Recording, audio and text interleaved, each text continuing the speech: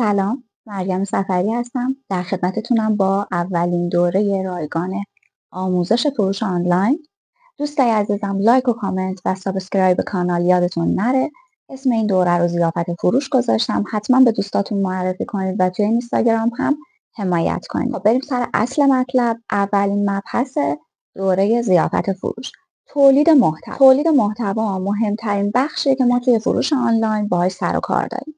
ببینید دوستان، شما زمانی که یک محتوای ارزشمند و جذاب تولید کنید از محصولی که دارید، قطعا اون محصول فروش بهتری خواهد داشت و اینکه باید در نظر داشته باشید که یک عکس با دقت و با یک دوربین کاملا با کیفیت با نور عالی گرفته بشه. لزومی نداره که شما حتما یک گوشی آیفون فلان مدل داشته باشید یا حالا یک دوربین حرفه‌ای تهیه کنید. خیر، همین که یک نور مناسب برای عکاسیتون در نظر بگیرید، قطعا یک عکس فوق‌العاده به شما میده، حتی با همین گوشی‌های معمولی. اینو در نظر داشته باشید که حتما باید از محصولی که دارید هم ریلز تهیه کنید و هم عکس تهیه کنید، کاملا با کیفیت و خلاقانه. اگر محتوای خوبی تولید کنید، محتوای شما هم توی اکسپلور موندگار خواهد شد و هم برای شما تعداد زیادی فالوور میاره. فالووری که از دیدن محتوای پیج شما لذت میبره، حتی اگر خرید نکنید. بنابراین شما به این فکر کنید که در مرحله اول باید فالوور در پیج شما موندگار بشه و رفته رفته به یک مشتری تبدیلش کنید. پاسخگویی در دایرکت. خیلی برای من پیش اومده که قیمت یک محصولی رو گرفتم و زمانی که به من جواب دادن 3-4 روز، گاهن حتی بیشتر از سوالی که من پرسیده بودم گذشته و من دیگه نه تنها قصد خرید نداشتم، بلکه اصلا یادم نمی اومده که قیمت چی رو از اون پیج سوال کردم. بنابراین دقت داشته باشید. باید در اسرع وقت پاسخگوی مشتریتون باشید. به چه شکل؟ کاملا گشاده رو، مهربون و سعی کنید با یک وایس جواب مشتریتون رو بدید.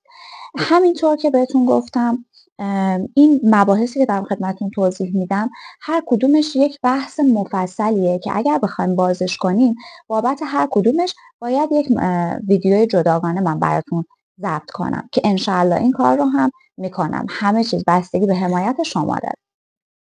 خب برگردیم سر بحث خودمون. کسایی که خیلی خشک جواب میدن یا خیلی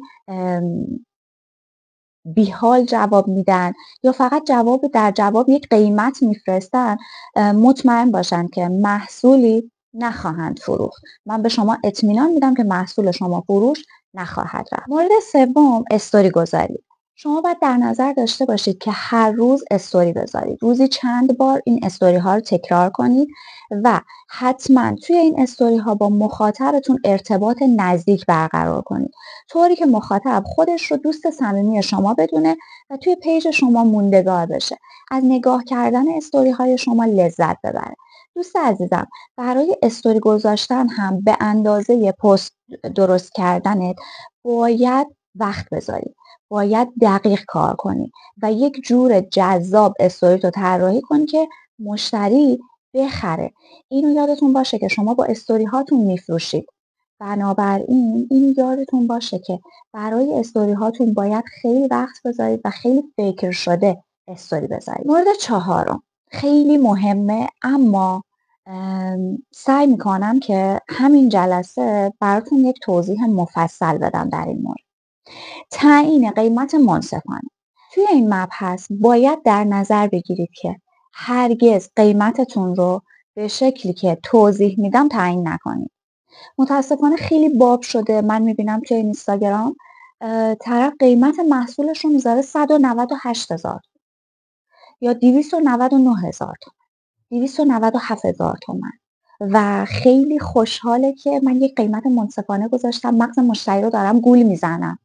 مغز مشتری شما لحظه‌ای که قیمت رو میبینه گول میخوره، اما لحظه‌ای که پای حساب کتاب میاد و شما بهش میگید که اینقدر هم هزینه بسته‌بندی و ارسالتون میشه که به عهده شما هست، مشتری یه دفعه جا میخوره.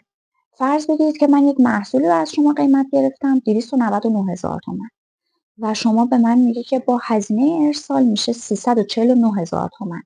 روی قیمت اول شما مغز من رو روی 200 نگه داشتی. روی قیمت دومی که به من میدی یک دفعه من میبینم که رفت رو 300. درسته که اختلافش فقط 50,000 تومنه، اما مغز من در لحظه شاید نتونه این رو تحلیل کنه و به صورت منطقی فکر کنه. چون شما باید اینو در نظر بگیرید که 99% از مشتریای شما با احساسشون از شما خرید میکنن، نه با منطقشون. بنابراین شما با احساس مشتری کار دارید. با منطق مشتری خیلی کار کمتری دارید. در نظر داشته باشید که قیمت منصفانه قیمتیه که هم از نظر منطقی به نظر برسه و هم از نظر احساسی مشتری رو قلقلک بده. خب خوشم اومد، قیمتش هم خوبه. گرفتی چی شد؟ حالا ببین اینجا من چی بهت میگم. شما قیمت گذاری رو به این شکل انجام بده. مثلا قیمت گذاری کن 345,000 تومان همراه با ارسال رایگان.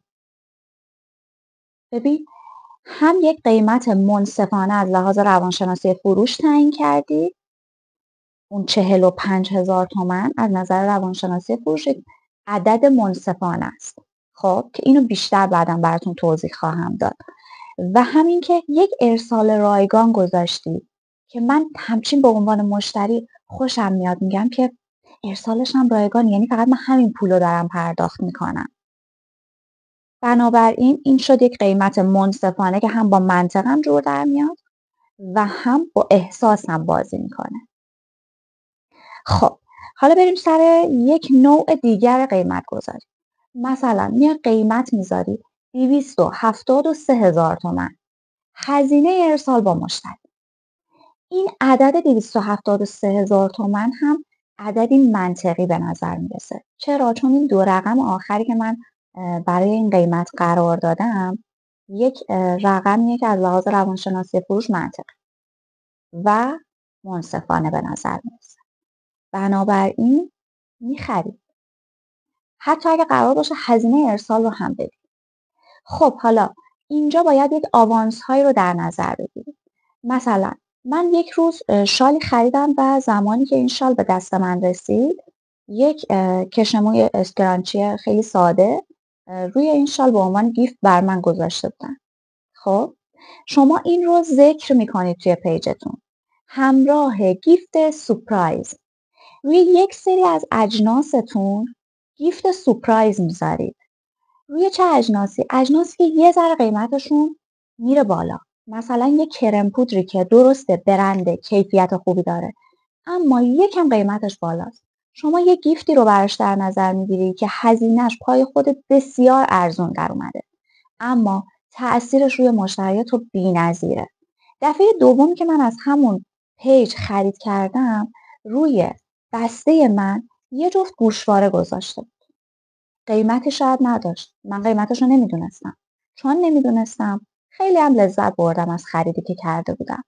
و اینکه یک سری پیج ها هستن که از یک مبلغی به بعد ارسال رو رایگان میکنن. شما هم میتونید هم گیفت رایگان بذارید از یک مبلغی به بالا و هم ارسال رایگان، اما این مبلغ خرید منطقی باشه.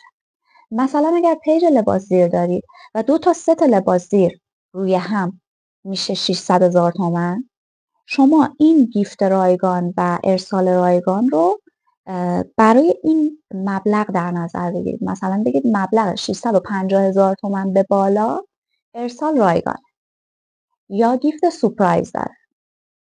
این مسائل کوچیک احساسات مشتری شما رو تحت تاثیر قرار میده که بخره و بخره. علاوه بر خرید تبلیغات سینه به سینه انجام میشه، به بقیه، به دوستاش و اطرافیانش، حتی به دوستای مجازیش توصیه میکنه شما رو. اینو در نظر داشته باشید. هر یک مشتری راضی 15 مشتری راضی دیگه برای شما میاره و هر یک مشتری ناراضی 25 مشتری از شما دور میکنه. لایک، کامنت و سابسکرایب یادت نره. توی این اینستاگرام همراه هم باش. قسمت‌های بعدی در راهه. دوستتون دارم.